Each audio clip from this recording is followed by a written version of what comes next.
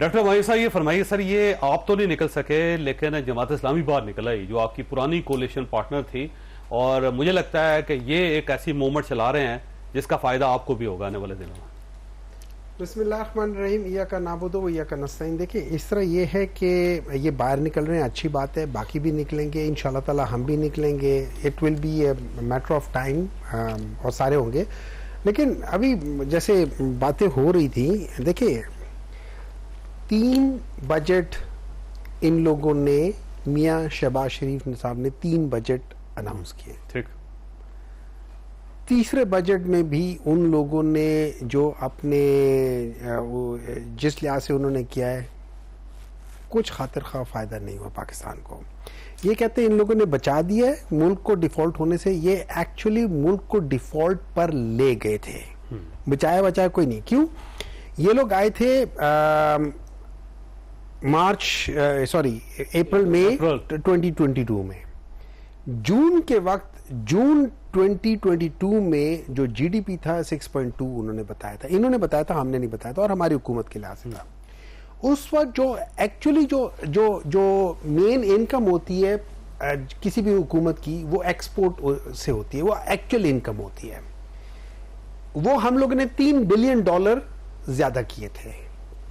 अच्छा, उसके बाद दूसरी चीज जो होती है, टैक्स नेट को ब्रॉड करना चाहिए, ना कि इंक्रीज करना चाहिए।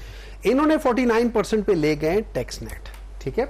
अच्छा, इंटरेस्ट रेट जो है वो आपको कम करना चाहिए ताकि लोगों के पास इंसेंटिव ना हो कि वो बैंक में अपना पैसा रखे, तो सर्कुलेशन ऑफ मनी होनी चाहिए। इन्होंने टोटल उलट किया हुआ है, 22% रखा हुआ है। आज एक आदमी जो बिजनेस करना चाहता है वो एक तो 49% टैक्स का बात करेगा, number 2 indirect taxes between 18 to 25% है। ठीक है। मुझे एक बात बताया, जब आप टोटल 70% टैक्स दे रहे हो, 65% टैक्स दे रहे हो, उसमें आपको बचता क्या होगा? कौन बंदा होगा? उसके बजाय अच्छा नहीं है कि वो आदमी पैसा बैंक में रख ले और उसके बजाय 22% या 23% पे वो प्रॉफिट करे?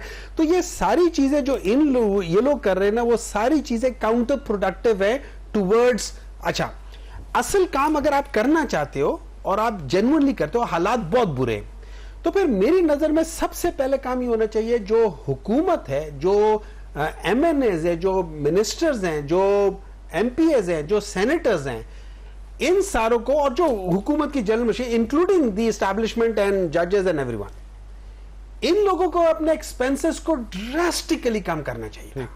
अभी सर देखें ना, इन्होंने तनख्वाहें बढ़ाना शुरू की है ना सर, तो आपके एमएनएज ने कबूल कर ली, वो तो कम से कम इनकार कर देते हैं, वो कहते हैं हम नहीं लेंगे। देखिए मैं ये समझता हूं कि ये सारी चीजें बहुत गलत है।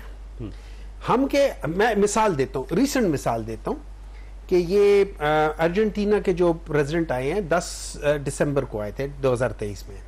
उन्होंने 7 महीने के अंदर अंदर अपने जो इन्फ्लेशन थी ना 25.5% से कम करके 4.2% कर दिया। इसलिए ऐसे नहीं कि उन्होंने अपनी कोई इकोनॉमी बढ़ा दी थी, उन्होंने अपने सिर्फ एक्सपेंसेस कम कर दिए थे। तो हमें स्लैश करना पड़ेगा, ये फ्री की गाड़ियां, ये बिजली फ्री के, ये फलानी चीजें, ये चीजें नहीं होनी चाहिए। यूरोप में देखिए किसी जगह नहीं है, कहीं भी यूरोप के किसी कंट्री में नहीं है, अमेरिका के अंदर नहीं, ऑस्ट्रेलिया के अंदर नहीं, न्यूजीलैंड के अंदर नहीं, हम लोगों ने लैटिन अमेरिका के अंदर नहीं। फिर आप देखिए इवन सऊदी अरेबिया इतने बड़े बड़े घर दिए हुए लोगों को, इतने बड़े बड़े घर दिए हुए हैं, इतने ज्यादा। आपको पता है कि इस वक्त ये हर एक ऑफिसर जो ब्यूरोक्रेसी में है, उसके साथ मेरे ख्याल में 10 या 14 लोग हैं जो उसके हेल्पर्स हैं। अच्छा, मैंने ब्रेक लेनी है। वैसे आपने नुक्ता बड़ा अच्छा उठाया है डॉक्टर साहब। सवाल आपके पास छोड़ के जा रहा हूं कि खैबर पख्तूनख्वा में आपकी गवर्नमेंट है, ये सारी रिफॉर्म्स आपको इमीडिएटली वहां पे करनी चाहिए। वैसे मकसद क्या है आपका? 12 जुलाई को आ भी गए तो बिजली तो सस्ती नहीं हो सकेगी आपके आने से। बिस्मिल्लाहिर्रहमानिर्रहीम, सबसे बड़ा मकसद तो यह है कि ये IMF के गुलामों को कुछ न कुछ तो ताज़ियाना इबरत इन पर बरसाए जाएं। ये कौम तबाह हो चुकी है, लोगों को बिजली के बिलों ने अधमुआ कर दिया है। कोई फर्द ऐसा नहीं कि जिसको कोई मामूली सा भी इत्मीनान हो। हर फर्द जो है वो 3-3, 4-4 बिल दे रहा है। यानी एक उसके अपनी बिजली का बिल है, एक उनका बिल है कि जिनको मुफ्त बिजली मिल रही है, एक चोरी करने वालों का बिल है, एक उन बंद कारखानों का बिल है कि जिनको तमाम हुकूमतें शामिल हैं वो मुआहिदात करने में, ठीक है, कि जिसको हम समझ सकते हैं कि कोई दोस्त तो नहीं कर सकता, ये दुश्मन ही ये मुआहिदे कर सकता है जो IPPs के साथ हैं। तो हम ये समझते हैं कि इस पर सदाए एहतजाज बुलंद करें, कौम का इज्तिमाई शऊर सामने लाएं, हम ये उनसे मुतालबा करें, उन्हें कहें कि ये इसका फोरेंसिक ऑडिट करवाएं, हम ये उनसे मुतालबा करें कि ये मुफ्त बिजली देने का, मुफ्त पेट्रोल देने का, ये शाहाना अखराजात का, ये किस इस्तेहकाक की बुनियाद पर है, ये सिलसिले बंद करें। ये गरीब कौम है और इस गरीब कौम में ये 90,000 गाड़ियां हैं वफाक के पास जिनका पेट्रोल भी दे रहे हैं, उनमें वो गाड़ियां हैं जो 1 लीटर के अंदर 3 किलोमीटर चलती हैं, हम देते चले जा रहे हैं। तो हम ये कौम के इज्तिमाई शऊर को भरपूर तरीके से, आपके पास सोल्यूशन है कोई? बिल्कुल हमारे पास है। हम ये समझते हैं IMF से निकल जाए, IMF से तो निकलना ही चाहिए। IMF तो पैसे देंगे उनके तो निकलेंगे ना, अगर हम पैसे दबा के तो कैसे निकलेंगे? नहीं, पहले तो ये डिसाइड करें ना कि जी हमने नहीं लेने, आगे न लेने हो तो सो हल है, लेकिन अगर आपने पैसे लेके उनकी किस्तें देनी है और सूदी निजाम को यहाँ जारी रखना है, फिर तो नहीं खत्म हो सकता। हम तो ये समझते हैं कि ये सारे रास्ते मौजूद हैं। ये बात मौजूद है कि जी यहाँ पर हम अपना इंपोर्ट बिल कम करें। ये इंपोर्ट बिल हम किस लिए पेट्रोल मंगवा रहे हैं और डॉलर्स के ऊपर पेट्रोल मंगवा के इनको दे रहे हैं इन जालिमों को, ठीक हो ये बंद किया जाए। हम ये समझते हैं कि एक्सपोर्ट हम बढ़ाएं, हमारे पास इसका हल मौजूद है। हम ज़राअत को तरक्की देना चाहते, हम ये समझते हैं एक्सपोर्ट बढ़ाने के लिए फैक्ट्रियां चलानी पड़ेंगी, फैक्ट्रियां चलाने के लिए आपके पास बिजली होनी चाहिए, बिजली होगी तो आपको बिल देने पड़ेंगे। मैं एक जुमला शामिल कर लूं फिर इसके बाद। देखें ना, जिस मुल्क के अंदर दरिया सारा साल बहते हों, जहां सूरज सारा साल चमकता हो, जहां हवाएं बेरोक टोक चलती हों, वहां आप ना हमें बिजली दे रहे हैं, ना हमें सोलर दे रहे हैं, ना हमें हाइड्रो दे रहे हैं। 1974 के बाद से कोई डैम नहीं बना। अफरान साहब, वैसे देखें लोग अब बाहर आना शुरू हो गए हैं, आपने इमरान खान साहब को रोक लिया है, लेकिन जमात इस्लामी का क्या हल निकालेंगे, मौलाना फजलुर रहमान साहब का क्या हल निकालेंगे? लोग एक बार बाहर आ गए तो मेरा ख्याल है सब कुछ सरेंडर करना पड़ जाएगा आपको। जी, बिस्मिल्लाह रहमान रहीम।